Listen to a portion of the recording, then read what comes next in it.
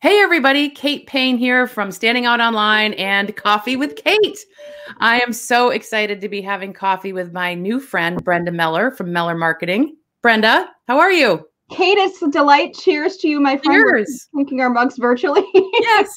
I love this mug too, by the way. I was so excited when I saw, I think it was Andy Foote on your show, and I comment, I'm like, I want one of those mugs. It's so cool.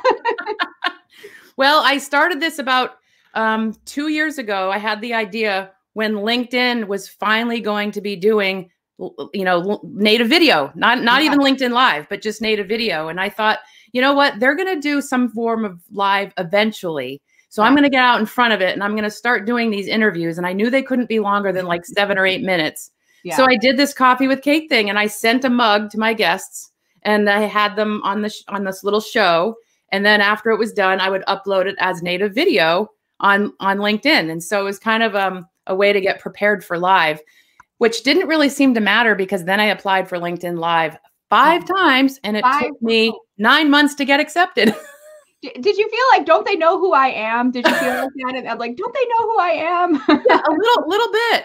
So Kelly Morris is with us. Thank you, Kelly, for joining us. She says, good morning, ladies. Hey, Kelly. And I'm looking for your stream too, because I'm going to make sure I drop some comments in there as we're going throughout the conversation today too. But yeah, this is going to be a fun chat today. Sure, it is. So what we're going to do today is we're going to do an Ask Us Anything. I did have Andy Foote on here a few weeks ago, and I interviewed him about his background. And then we sort of kind of went into this, like people were asking questions about LinkedIn. And I thought, this is really fun. And I think every few weeks I'm going to bring a fellow LinkedIn colleague. And so you're number 2. Doesn't mean you're number 2 to, Andy was number 1, but that doesn't have anything to do with being number 1. No, Andy is number 1. I am totally okay with that. I mean, I feel like Andy's one of the first people when I started kind of following other people. I think he was one of the first names I came across too. Yeah. So, no, he's were you on when we had that group on Google Plus, that LinkedIn experts group? Were you over there when he was transitioning from Google Plus to the Facebook group? I wasn't. And okay. I came onto the Facebook group and I don't know how long I was a part of the Facebook group before I realized the LAUGH acronym actually stood for something other I didn't either. I didn't know that either. Okay, so, one of my friends and my business coach actually for 2 years, Lisa Danforth, is on. Thank you for joining us, Lisa. And so we're going to be talking, we're going to take your questions. You can ask us anything about LinkedIn. But to get us started, I thought I would just kind of start out a little bit with Brenda. So Brenda, just briefly tell us a little bit about who you are. And I was going to ask you, who you are, but what is your specialty with using LinkedIn? Like, what are you known for? What's your cool thing? Awesome. Well, my company is Meller Marketing, and my catchphrase, I tell people I help people unlock the power of LinkedIn. So in some aspects, Kate, you and I do some similar work. And in the pre-show, we were talking about this whole concept of co-opetition. I'm of the same mindset, so the abundance mentality. There's more than enough work to go around for all of us, and we all kind of serve different audiences in different ways. My background is as a marketer. So when you say like what makes me different, I'm the marketer who gets LinkedIn. So I come from a corporate marketing background and was working for organizations up until about 3 years ago when the universe nudged me forward. I had an opportunity to figure out where I wanted to go next. And then I had started having people approach me because I had such a strong online presence and a strong grasp of how to use the network. So what I do now is I specialize in helping people build their online presence on LinkedIn, whether that's their personal page, their company page, training their sales team, working with executives who might be, I like to say experience rich, but maybe LinkedIn apprehensive, a little nervous about the platform. That could be a new hashtag, Brenda. Hashtag LinkedIn apprehensive. Yes. And I also kind of have developed a niche too, because I come from a marketing background. Organizations that will hire me to help supplement what they're doing on LinkedIn, but to be complementary to their marketing department. I'm not there to take their job, so to speak. I'm there to coach them to be better. And having had that marketing hat on for a while, I can understand what they're dealing with from a hierarchy and just the logistics of working inside an organization, brand guidelines, working with corporate offices, all that other good stuff. So I'm just having an absolute blast and I'm delighted to be here today. Yeah, good. Well, thank you. All right. So to kick us off, so thank you for everybody who's tuning in. We've got people from all over the place, Boston and Philadelphia and Vermont, of course, which is where I'm from. And Brenda, you're from Michigan, right? Yeah, Metro Detroit. I think this morning when my son went to the bus stop, it was 7 degrees. So it is a brisk day, but it is a bright, sunny day. So we got to take what we can get here. We're about the same in Vermont. I think we might be about 10 or 12 degrees and sunny. So there we go. Sunny though, right? Yeah, exactly. I know the sun is always welcome. So I thought we'd start off with like, what's new on LinkedIn? I mean, I guess new on LinkedIn, new in air quotes, is new-ish, because, you know, things on the other channels, Instagram seems to change all the time. LinkedIn's always kind of in this process of rolling something out. We all kind of get it randomly. But when you think about like what's new on LinkedIn, what would you say is new? So the newest feature I have noticed, and I want to put a little asterisk on that, because as you know, Kate, LinkedIn, first of all, doesn't announce things. It's just like you look around, you're like, oh, there's something new here, right? And the other thing is we don't all get the new features at the same time. Right. So and the great thing is there's a great community of LinkedIn, you know, coaches, experts, trainers out there that we kind of share things. We're like, hey, I just noticed this.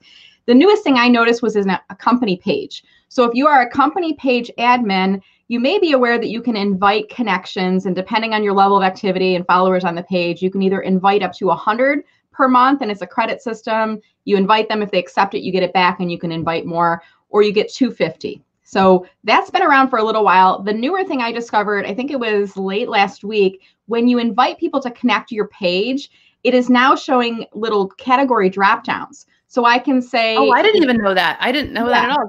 Did you just notice that recently? I did. And I don't know if I can do a screen share to show it up. Yeah, I'm not sure I want to go there. That's okay. Every time I do a share, it like something wonky goes wrong. No, that's okay. So when you go into when you click on under the manage admin settings and then invite connections, the box will pop up. And there's only like 5 or 6 categories. Geography is one, because I know I've chosen Metro Detroit. Company is another one. Industry is another one. Education. And that might be it. Oh, so cool. You can't choose job title, which is what I would like. I don't know about you, Kate, but if I can find like people that work in business development, those tend to be a perfect group for me. So that's not there yet. But the cool thing is it does show if the person was already invited. So you're not, you know, obviously duplicating.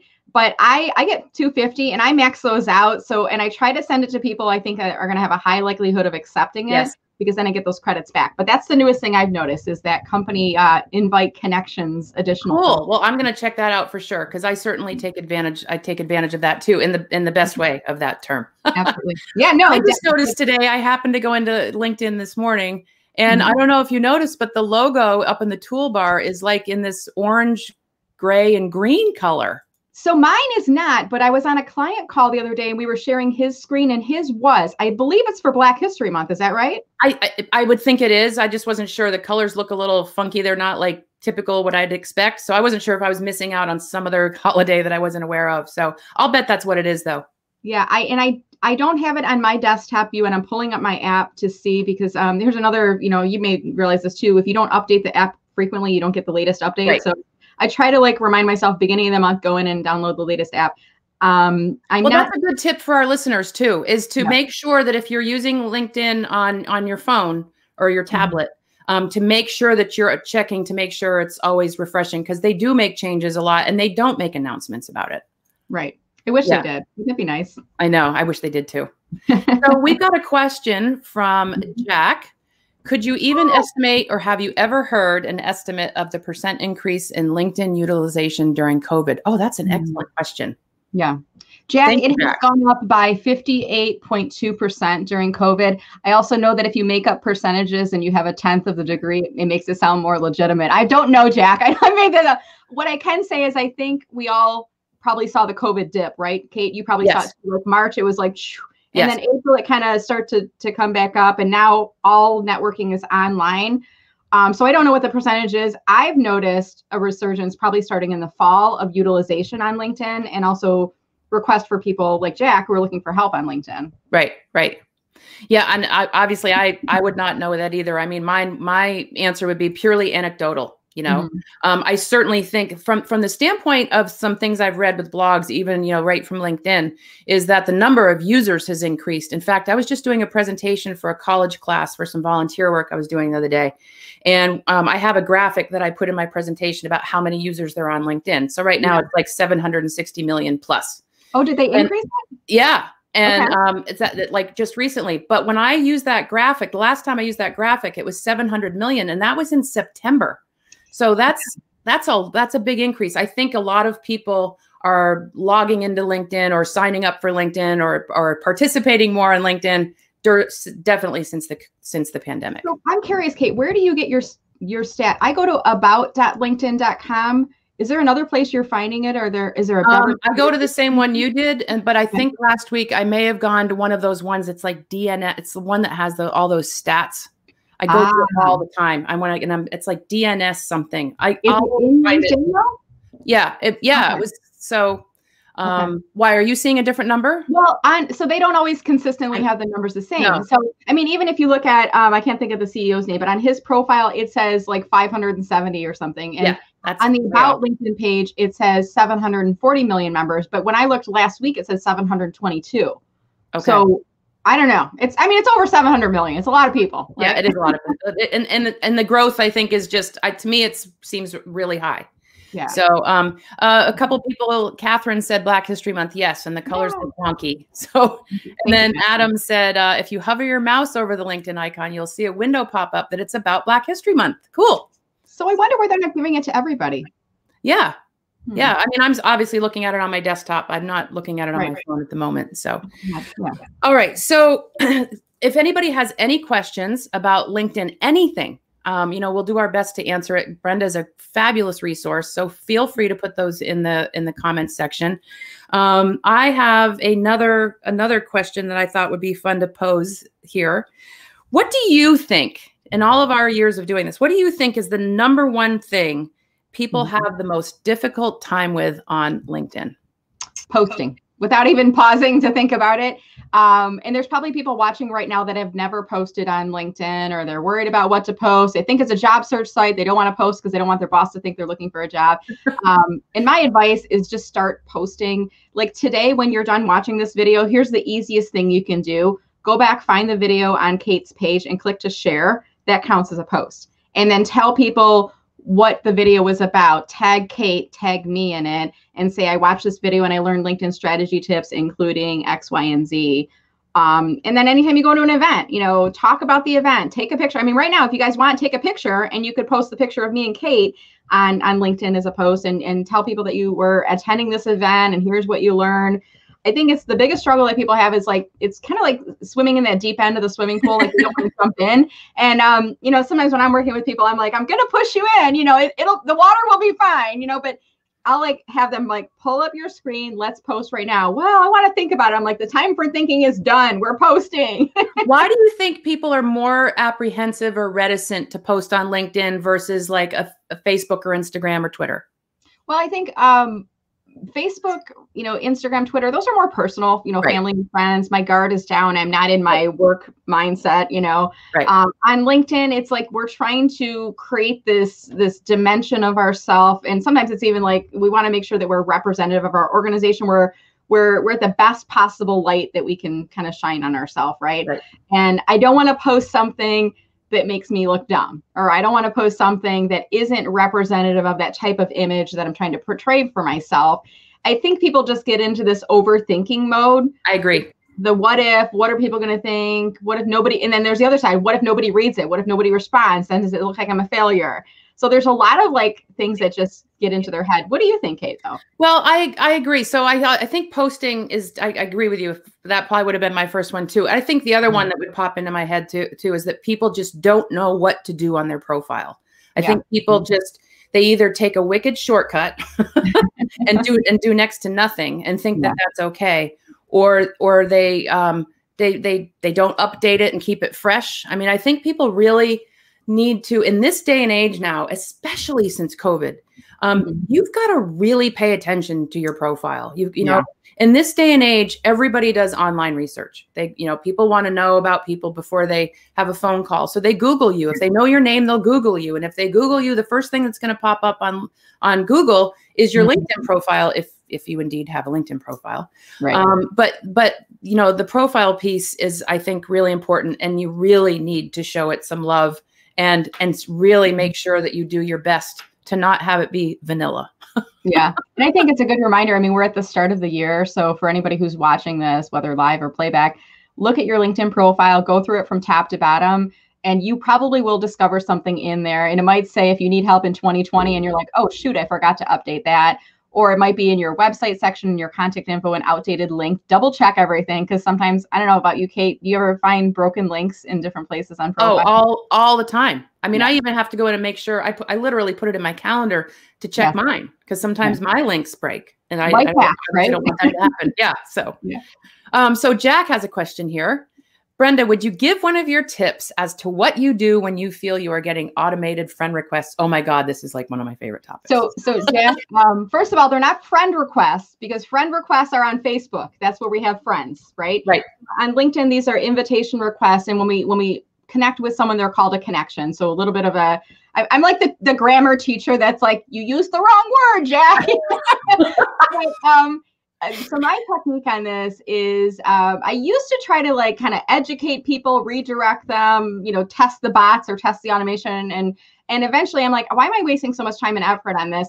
Here's what I do now. I just reply when I get something that seems automated, I reply with the word test, T-E-S-T. That's all I do. Right. And most of the time they don't reply back. Sometimes they do. And if it's automated, the second message is, wait for it, an automated message. It's like another automated message. Exactly. Usually it goes about 3, sometimes 4, and I'll do test again, test 1, 2, 3.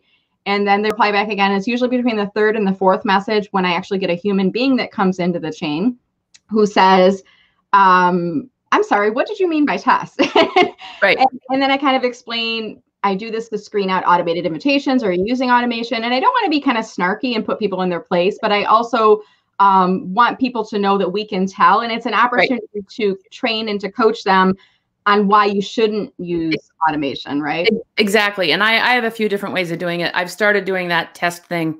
The other day I did it and somebody replied with a thumbs up, and I'm like, yeah, well, okay, I don't think I'm going to connect with you. I mean, that could be an automation, or it could be a lazy person knowing you're trying to test them, but they've screened themselves out. And that's what we're trying to do, Kate, right? We're trying to get the intentional invitations that we want to connect with, and the unintentional, we're trying to get those pushed out. And the thumbs up to me, see ya, I don't know. And that's exactly what I did.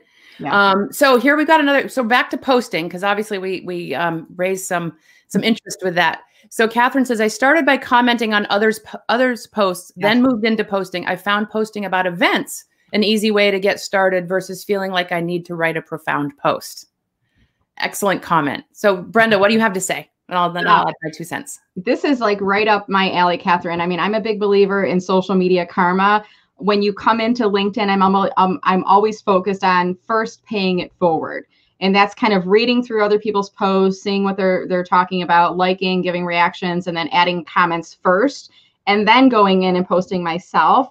And it's kind of the reverse of the airline, where they say, put your mask on first and then take care of the people next to you. It's like the reverse. And in LinkedIn, you want to take care of other people first and then go and do your own posts.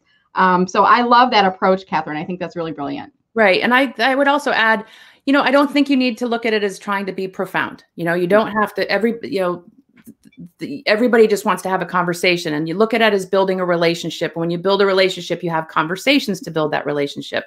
But other types of post ideas are like how-to posts, top 10 things, videos, sharing videos. I mean, sharing other people's content. And Brenda said this at the beginning of our show, and making a real legitimate thought about it, not just great article or read this, put in why you think it's great, or put in why you think something is contrary to what you believe, because you can also do that in a very respectful way and say, in this top 5 list, I really agreed with all 4, but number 3, not so much, because when I do this, I do it, fill in the blank.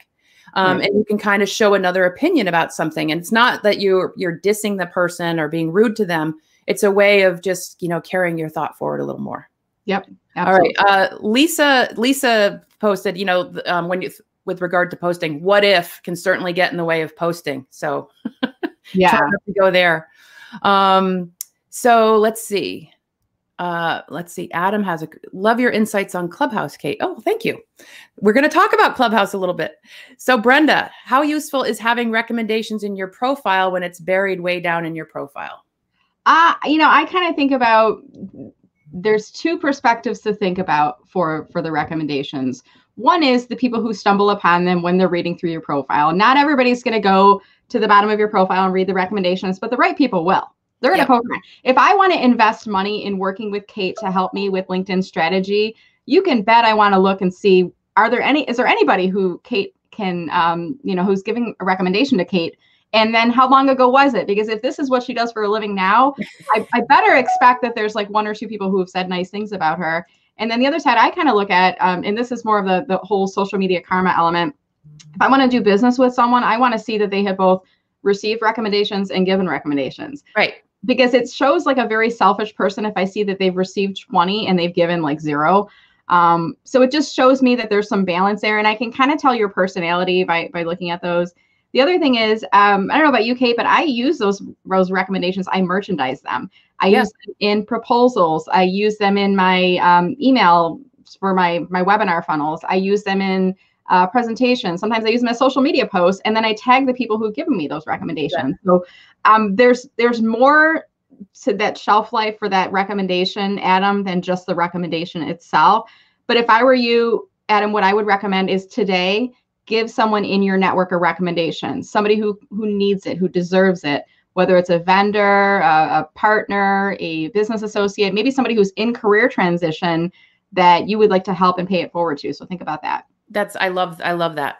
And I'll add one thing. When I work with my clients about how to use recommendations strategically, is I always suggest, like, especially if they haven't done or sought out recommendations, is think of 5 people that you trust, whether it's a client, a colleague, the people like that Brenda just mentioned.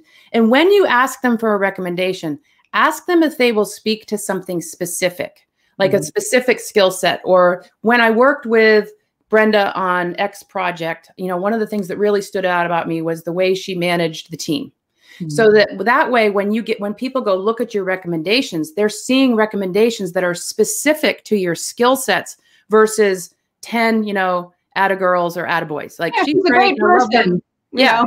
I mean, that doesn't say anything. So what I say is, like, think of 5 people and then think of a skill or a mini case study or something that you did with each of those people that is different. Yeah. And then have them speak to that. And the other thing is, when you ask them to speak to something specific, they're much more inclined to want to give you a recommendation, because it's easier to talk about something that's specific instead of this sort of general, vague, what do I say? To build onto that too, and I've had this happen with me for a few clients, I've asked them to give me a recommendation and they're learning, but they're not super web savvy. And they're like, yeah, I'd be happy to give it. Can you write it for me? And I'm like, yeah, actually I can. So when you send a recommendation request, there's little setup text that you can put in there, and you can say, hi, Howard, can you give me a LinkedIn recommendation? To make it easier for you, as we've discussed, I've written it for you. All you need to do is copy it, and then the next step, paste it. Yep. So it's like marketing on a silver platter. It's like serving it right up. And exactly. And I've done that as well. And I've coached, because some people, especially if you're asking somebody who's CEO level or something, they don't have the time and they're happy to do it. But if you can make it easier for them, then that's always being user friendly is a good thing in marketing. Absolutely. All right. So thank you, Lisa. Lisa said, great idea. Thank you, Lisa. So let's see. Anybody else have any questions? Because we can still talk about, I think Brenda and I could talk about LinkedIn till the cows come home. I'm curious, you asked me the earlier question about new features on LinkedIn. Is there anything else that you've noticed that's new or newer? Well, I think my favorite new-ish thing is still the featured section. I just love the featured section. And I'm still amazed by how many people aren't aware of it. It's another one of those things that frustrates me about LinkedIn, is that here's this, and to me, it's a game-changing feature. Let's face it, the LinkedIn profile aesthetically is pretty dry.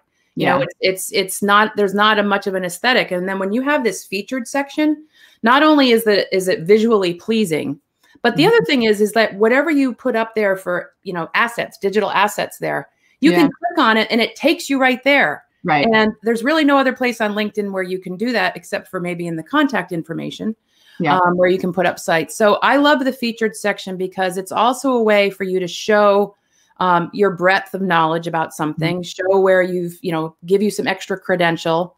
Again, it's visually pleasing. Let's talk about this a little bit, Brenda. When you have people who are going to use the featured section, I always get asked, how much should I put there? Yeah. And I have my own answer. I'm curious. What do you tell people?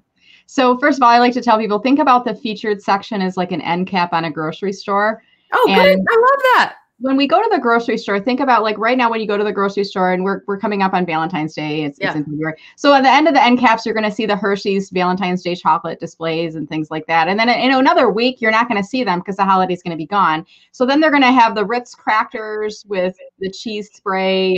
And then the week after that, they're going to have toilet paper on sale or whatever. Every week they rotate based on who is promoting or, who's securing that spot. So think about the featured with some frequency and updates. You don't want to keep the same thing on there forever. You want to kind of rotate other items in. In terms of the number, I'm an opportunistic marketer. So anytime I see the new areas of LinkedIn or the features on LinkedIn, I test them out. So if you put one item, it kind of expands the whole page.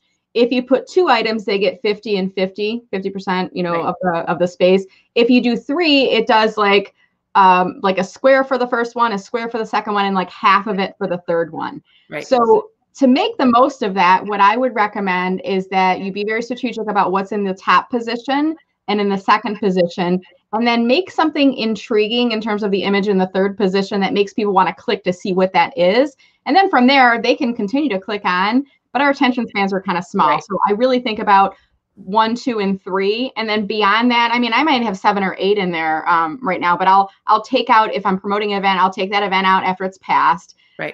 But I want to plop new things in there all the time. Yeah, I'm right with you on that.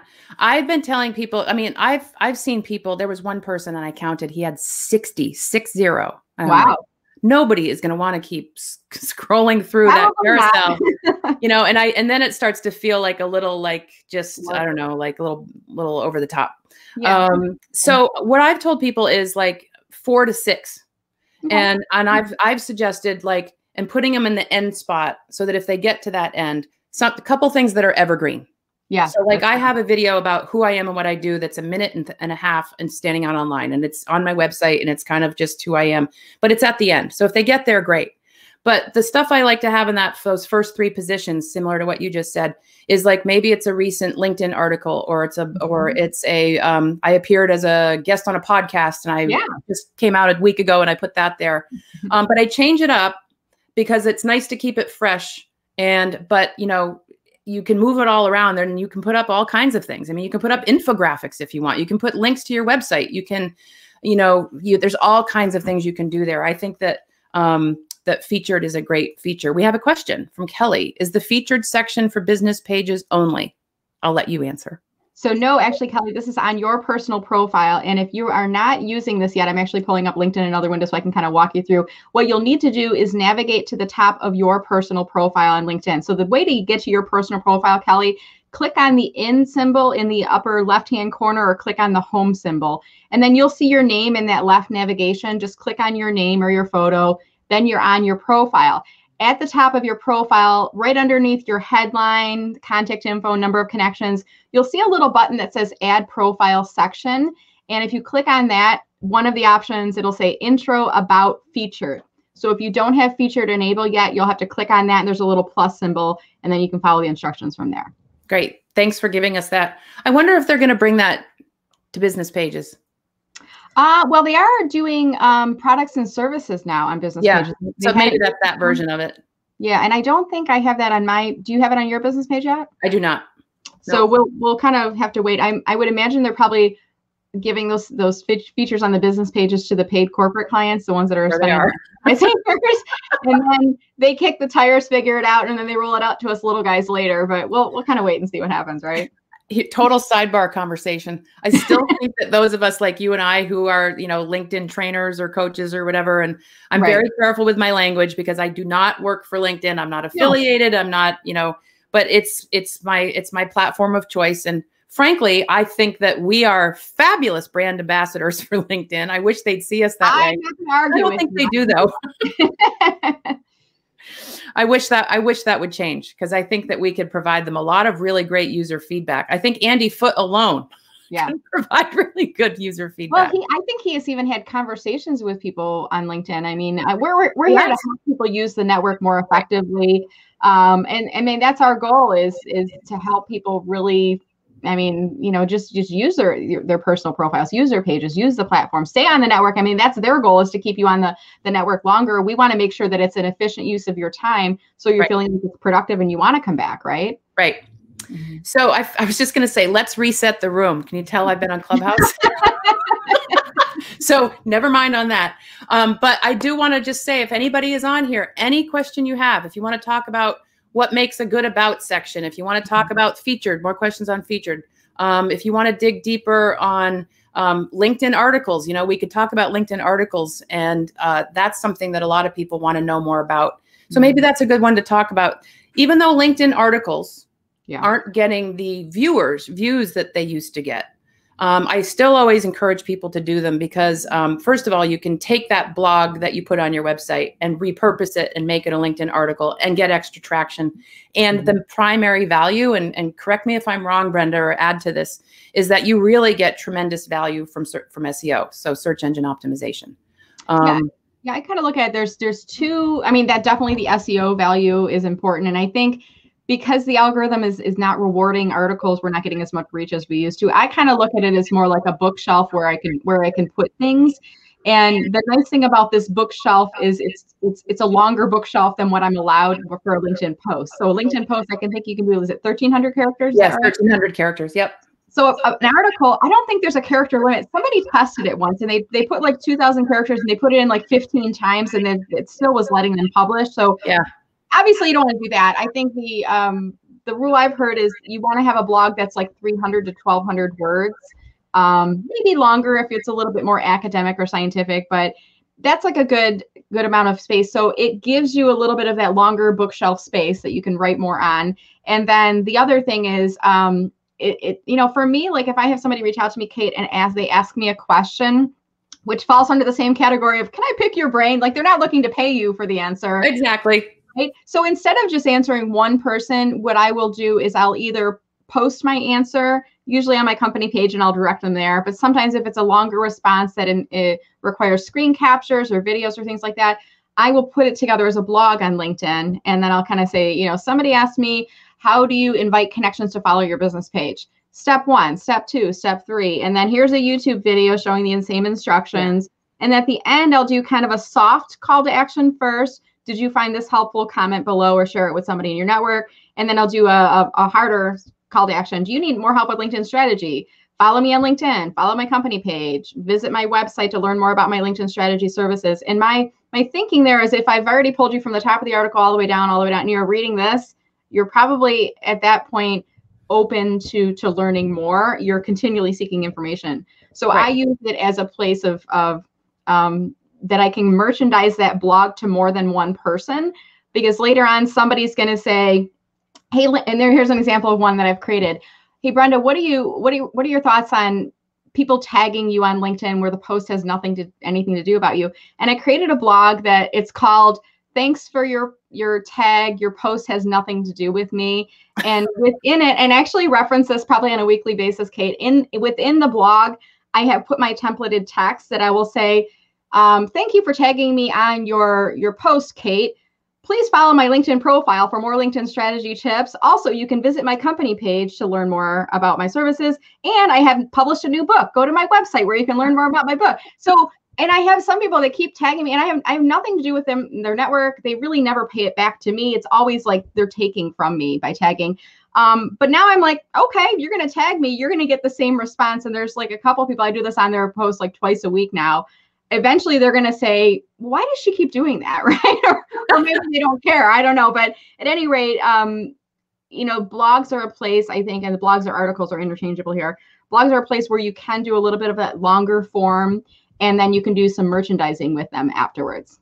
Guess who's in the house? Andy Foote. Andy Foote is in the house. Are you going to bring him in? Are you going to open the book? Well, I just put the link up there. So Andy, if you want to hop in. So what's funny is we mentioned Clubhouse. And then we got this from Catherine. She says, I'm on Clubhouse at Catherine VT. Yay. And then Michelle asked, what is Clubhouse? So why don't you answer, Brenda and Andy, if you are interested in coming in, I'll bring you into the broadcast studio. This could be fun, but if not, I get it. You might be doing something else.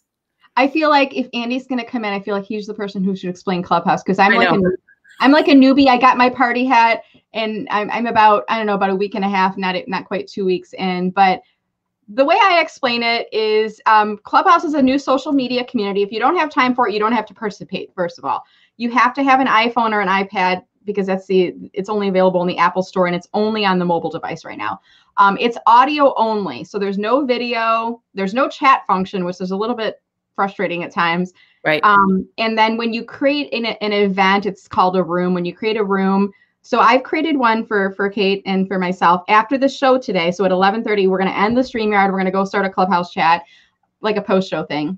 Post-show, like for 20 minutes or so. Right. Quick thing. And then Kate and I are both hosts of the meeting. So we're called moderators or speakers, and we can address the audience and speak. And then you can be in the audience section, raise your hand, and then people pull you up and you can speak. So I like to think about Clubhouse as a combination of a live podcast and also radio station, because you can kind of look through different channels and shows.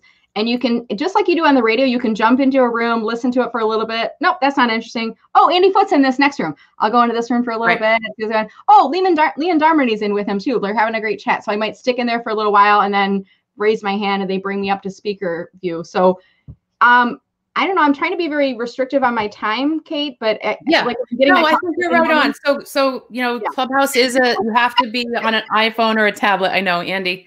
And then everybody's going, haha, Andy Foote. So a lot of people think that when we talk about it on LinkedIn, I think they think Clubhouse is a part of LinkedIn. So it's not. Clubhouse is its entirely own app. It came out, I think it was created like over a year ago, but it's been really popular over the last few months. I love the fact that it's audio only, that I can listen. It, to me, I was a broadcast journalist back in my early days. And so for me, it's like talk radio. Somebody said talk radio 2.0. I think it was Liam that might have even said that. Ooh, nice. And so you start to follow people. But what's really cool is that I'm learning about so many more LinkedIn trainers and experts than I ever knew that we've had in Andy's group. That I'm meeting so many more. And so it's been fun to hop into rooms, and I'm learning even more about LinkedIn in ways that I never knew. So Andy said he can't join, but would love to another time. It's probably because he's headed over to Clubhouse. Right. He's probably at Clubhouse right now is probably what's happening, right? Yeah.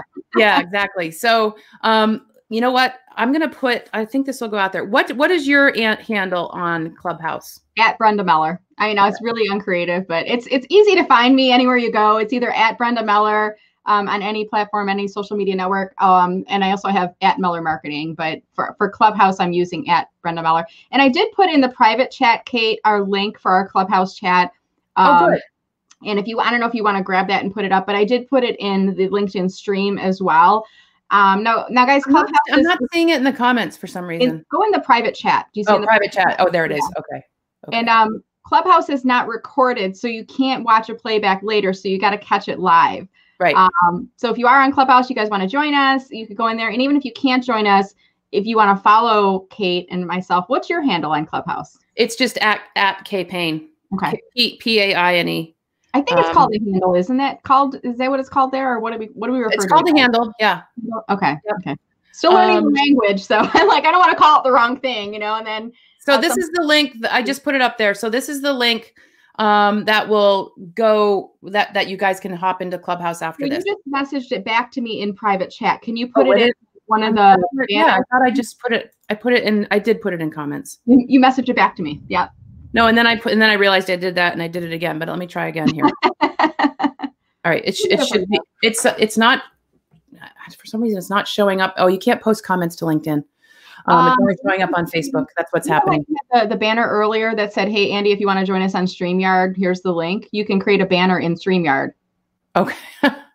Oh, wow. I was in a mind-boggling Clubhouse room the other night with Kooky, the Embodied Conversations AI bot, doing a live Q&A. Huh. Oh, interesting.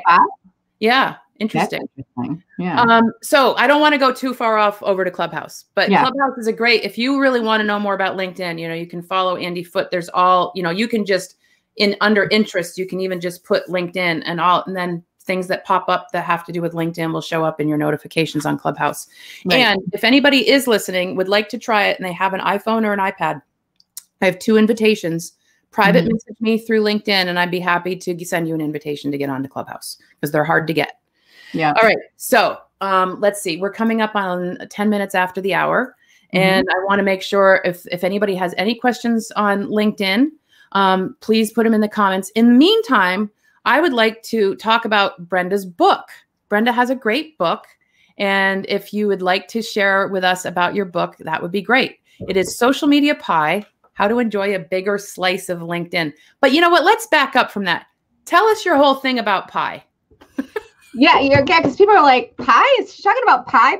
Yeah, it's talking about pie. And it kind of started a while back. I don't even remember the exact time and place. I remember one event in particular, though. I did a presentation, and I'm a marketer, so I'm always trying to think of different backgrounds and things like that.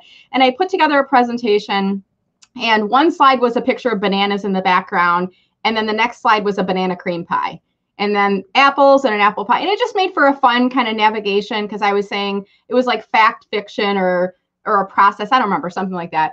But I used the hashtag social media pie as a part of that presentation. And that day I also brought with me a pie to give away. And in my introductions, I was, I introduced myself, and then this is in the pre-COVID days, Kate, I would ask for volunteers from the audience.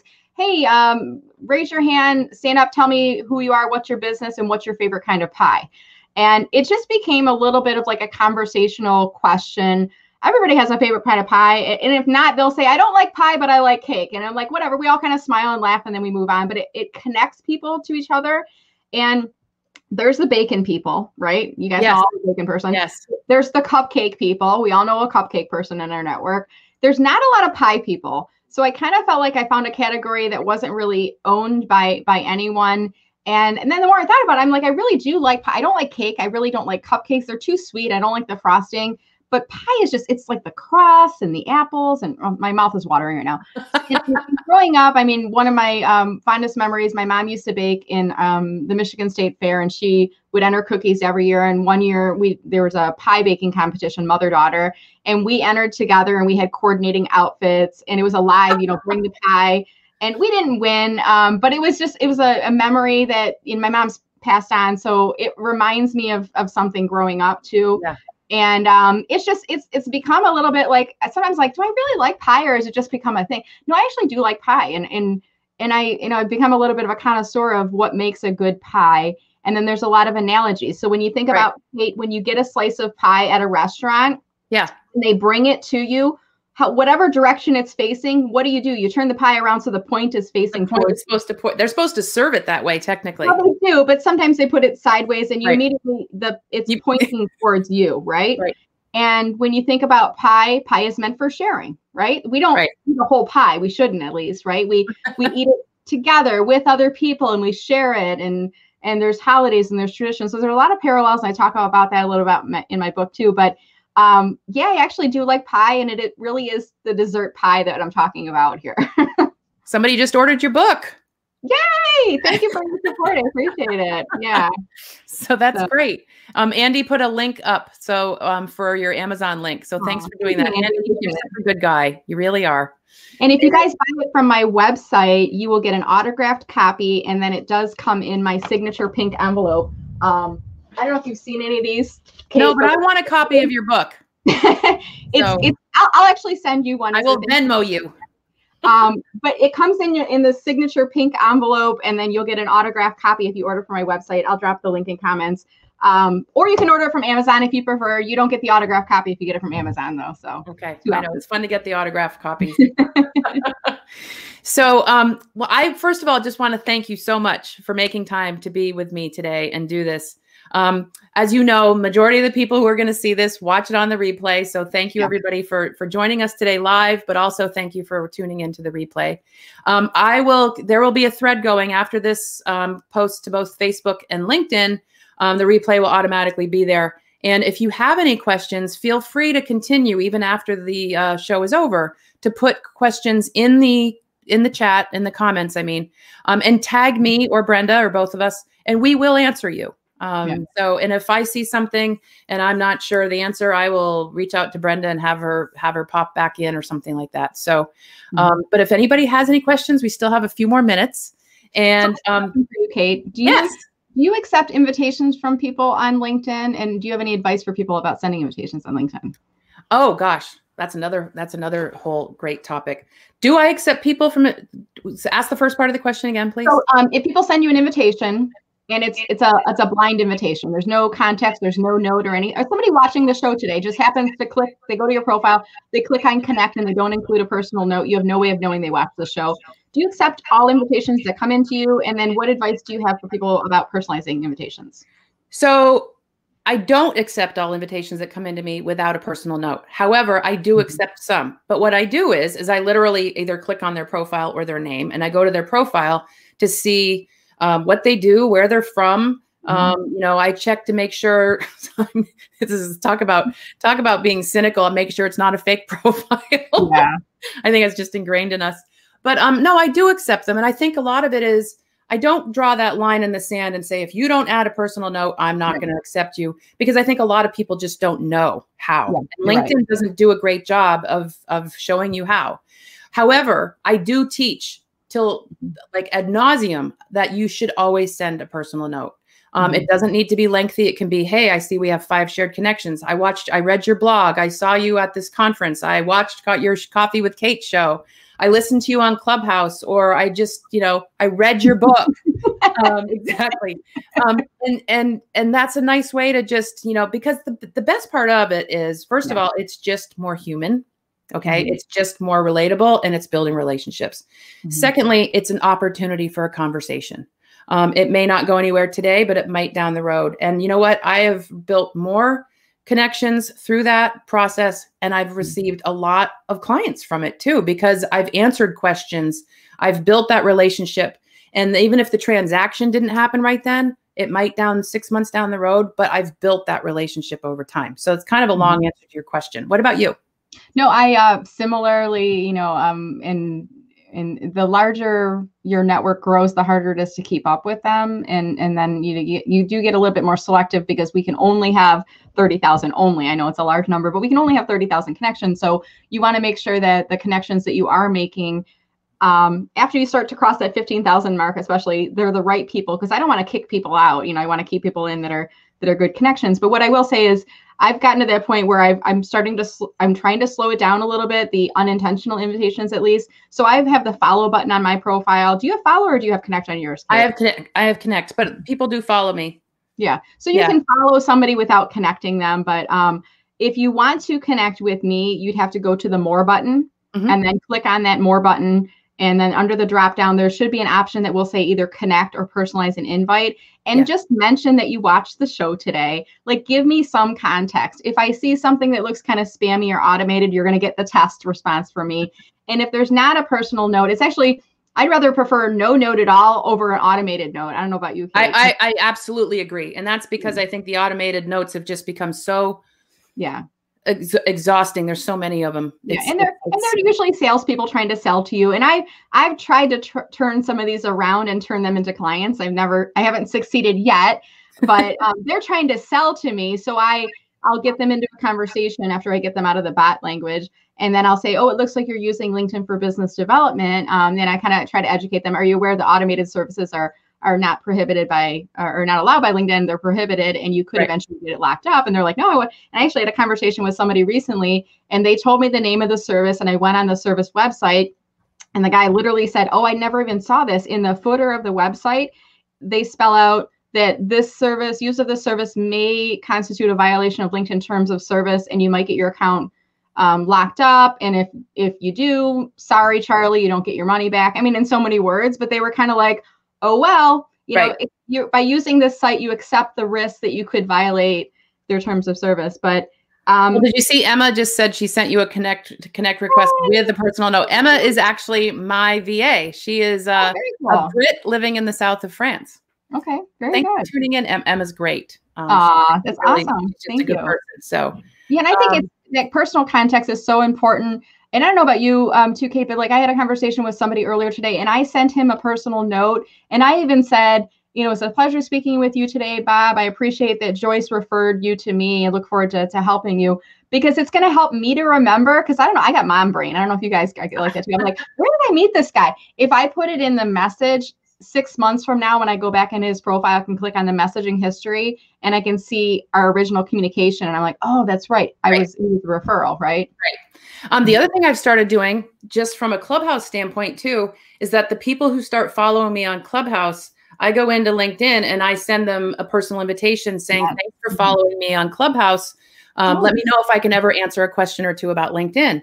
And it's been, I got to tell you, the conversations that I'm building there and having and the relationships I'm building there have been incredible. Like I'm taking, it's so much more, it's just so different. I think this whole LinkedIn Clubhouse combo has been a really interesting, it remains a very interesting sort of test. Dynamic. Do you have anything on your LinkedIn profile that references Clubhouse? Wait, you cut out for a second. What? Oh, I'm sorry. Do I have what? Anything on your LinkedIn profile that references Clubhouse, like your handle or your contact info or anything like that? I intended to do that, and I don't think I did. I thought I actually. No, I don't think I did. I think. So what I did is I just added it in my LinkedIn header, and it's very small in the bottom of the header, which I'm okay with, because it's not for everyone. Not everybody's using Clubhouse, but the people that are using Clubhouse, when they see it, they might go, oh, she's on Clubhouse. And then they go, and my goal is really to drive people back to LinkedIn to connect with me. Right. But I have, to your earlier point, I've created new connections and I've got new conversations. I mean, you're a perfect example, Kate. Yeah. Like you and I, we had a whole conversation in a Clubhouse room one day, and that was the first time we actually talked. We didn't talk. And we were already scheduled to do this, and we still hadn't even talked. No. Yeah. And then I heard your voice. I think that's the other thing that's fun, is that all of these people I've been connected with on LinkedIn for a long time, or even just recently, to actually sort of hear them come to life via Clubhouse has been really, really, it's just been really fun. So, yeah. So, well, I think that does it, but everybody please connect with Brenda. If you have not connected with me, please connect with me on LinkedIn. It's Kate Payne, Paine. I say I'm a pain in the butt with an E on the end, but I'm really And thank you, Brenda, for having coffee with me today.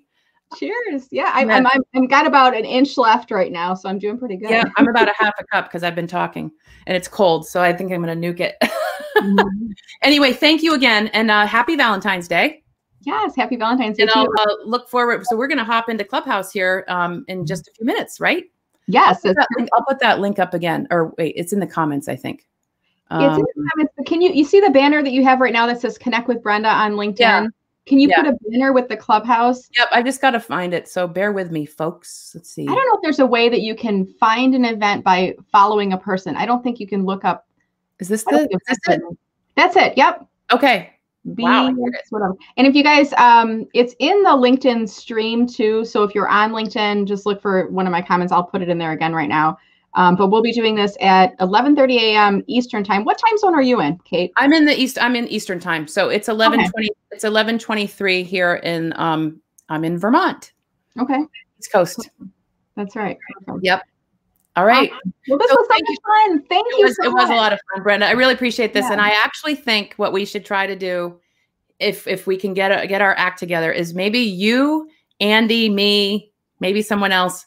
We either try to do like a thing here where we're all in StreamYard, 4 of us, and then see if we can also stream to Clubhouse at the same time. Because you know what? The other day, you must know who Mark Schaefer is, right? Name sounds familiar. I don't know him like I know Andy, though. Okay. So Mark Schaefer is like one of those big-time marketers. He's just written a new book, his 7th book, called Cumulative Advantage. It is unbelievable. Wow. You should get it. I have followed Mark for a long time. His blog, growbusinesses.com, I think, is really well known. He's an incredible keynote speaker, and he's become a friend. And anyway, he was doing his Marketing Companion podcast with his co-host, Brooke Sellis, on Monday. And what they did is they did their podcast live, but they were also streaming it to Clubhouse at the same time. They wouldn't take questions during the half-hour podcast part. But then when the podcast ended, then there was a pause, and he's like, okay, well, now let's bring people up on stage. Oh, that's pretty cool. Yeah. So I'm going to try to figure out how we could do that, because I think that would be a really neat test for us to do. There was a guy that I was interviewed with recently. It's the guy who is affiliated with Dub. I'm blanking on his name right now, but he pulled me on for an interview, and it was a live stream, but then he pulled it into Clubhouse at the same time. And it was before I was on Clubhouse, so I didn't have anything going on, but I know he knows how to do it if you need some help with that. Okay. Well, we between the three of us and our big, we can figure it out. Put our heads together on it, right? So thank you again. Thanks everybody for tuning in, and we'll see you over in Clubhouse if you can go over there. All right. Stay on, Brenda. I'm going to end the broadcast, but please stay in the room. All right. Sounds good. Thank you.